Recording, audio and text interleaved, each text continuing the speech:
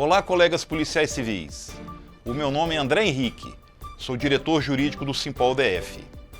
Contamos hoje com a participação do escritório Machado Gobo Advogados, por meio da advogada doutora Thaíse Jorge, e Fonseca de Melo e Brito Advogados, por meio do advogado Dr. João Marcos.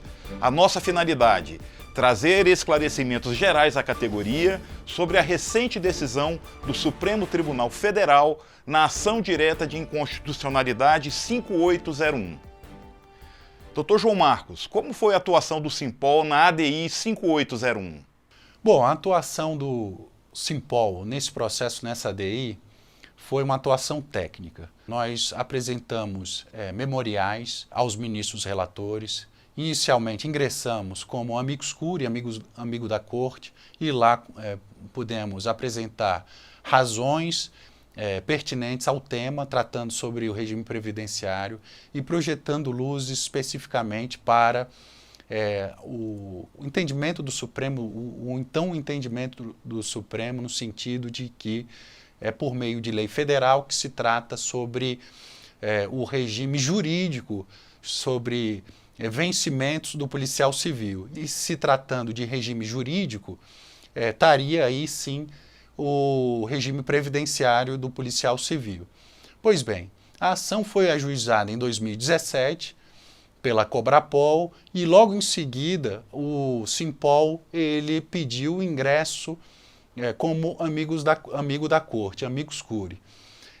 Se o processo tivesse sido julgado antes de novembro de 2019, acredito eu que o desfecho dessa ação seria outro. Contudo, foi julgado agora, no ano de 2024, e nesse julgamento o ministro relator, ele se pegou a alteração constitucional envolvendo o parágrafo 20 do artigo 40, que proíbe ter mais de uma entidade de regime previdenciário em um ente federativo. E agora, no próximo passo, iremos despachar esses embargos de declaração juntamente com a Cobrapol, que opôs os embargos. Importante frisar que o amicus curiae, segundo a jurisprudência do Supremo Tribunal Federal, é proibido ao amicus curiae apresentar embargos de declaração. Contudo, como a Cobrapol já apresentou os embargos, iremos acompanhá-la para fixar um entendimento proposto pela Cobrapol nos seus embargos de declaração. Meu nome é Wagner Moreira, sou diretor jurídico do Simpol. Dr. João Marcos, o ministro relator está vinculado ao parecer da AGU ou ao acórdão do TCU? É interessante, sobre essa pergunta, notar que os ministros do Supremo Tribunal Federal, quando estão tratando sobre a ação de controle concentrado de constitucionalidade, que é o caso da ADI, eles não estão vinculados a pareceres ou até mesmo a acórdãos proferidos por demais órgãos, seja do Poder Legislativo, seja do Poder Judiciário. De modo que eles não estão vinculados aos entendimentos proferidos pelos advogados da União, né, por meio dos seus pareceres, né, os ministros eles podem utilizá-los decotando partes do parecer e utilizá-los da melhor forma que entender em seus votos. E, no mesmo sentido, ocorre nos acórdãos proferidos, seja pelo Poder Judiciário, seja pelo Poder Legislativo, pelo Tribunal de Contas. Então, eles não estão vinculados.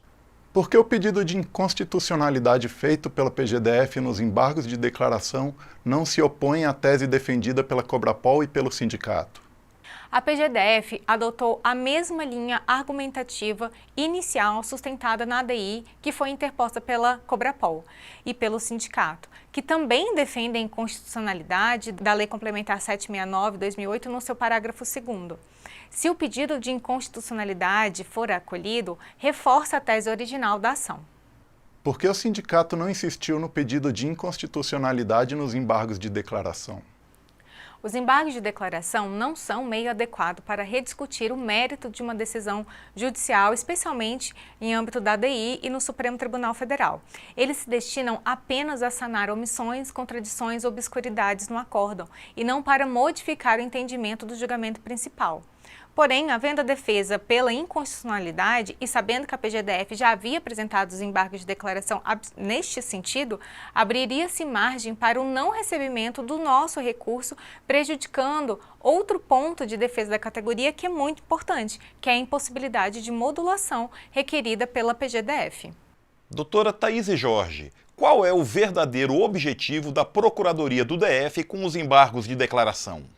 O verdadeiro objetivo da PGDF é obter a modulação dos efeitos da decisão para que as normas previdenciárias federais continuem sendo aplicadas aos policiais civis por um período de transição, mantendo as alíquotas mais altas por mais tempo, mesmo após a decisão do STF, vinculando os policiais civis do Distrito Federal ao regime próprio do Distrito Federal. Qual é o impacto que a modulação dos efeitos pode gerar para a categoria? Se a modulação for acolhida, os policiais civis continuariam sujeitos às alíquotas mais elevadas das normas federais, o que geraria um impacto financeiro imediato e desfavorável para a categoria, postergando a aplicação das regras distritais mais benéficas previstas no regime próprio da Previdência Social do Distrito Federal. Qual é o foco principal dos embargos de declaração opostos pelos sindicatos? Caso haja confirmação da constitucionalidade da norma impugnada pela Cobrapol, os embargos defendem a aplicação imediata das regras do regime próprio da Previdência do Distrito Federal para os policiais civis, impedindo qualquer tentativa de modulação dos efeitos da decisão que adie a implementação das alíquotas distritais mais favoráveis à categoria. Gostaria de agradecer a participação dos escritórios, Dr. João Marcos, doutora Thaís Jorge, e agradecer a categoria, nos colocando sempre à disposição para eventuais esclarecimentos. Um forte abraço.